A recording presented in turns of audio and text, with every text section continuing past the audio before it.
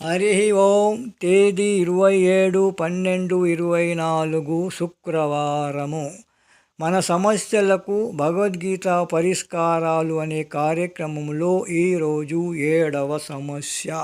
లోకములో ఒకడిని ఇంకొకడు చంపుతున్నట్లు వ్యవహారము ఉంది కదా, ఇది నిజమేనా? ఆత్మ చచ్చిపోవడము కానీ ఇతరులు దాన్ని చంపడము కానీ కుదురుతుందా? ఈ సమస్యకు 2వ అధ్యాయంలోని 19వ శ్లోకము.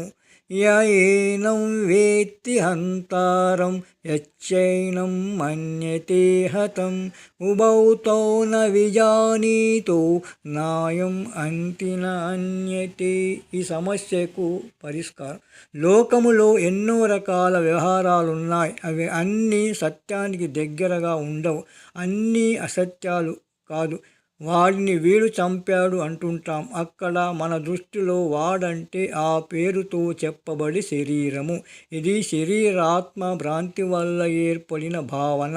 అలాగే వీడు చచ్చిపోయాడు అని మనం అంటే శరీరమే వీడనే దృష్టితో అన్నామన్నమాట. కానీ ఆత్మ చంపేది కానీ చచ్చేది కానీ కాదు. సుకృత దుష్కృతాలను అనుభవించిన జీవుడు ఈ శరీరాన్ని వదిలి ఇంకో శరీరంలో ప్రవేశించడానికి ఏదో ఒక నిమిత్తము కావాలి. కాబట్టి వాడు చంపాడనో లేక ఇంకేదో మనము చెబుతుంటాము. ఆత్మకు చావు లేదు. గోపాలకృష్ణ భగవానికి జై.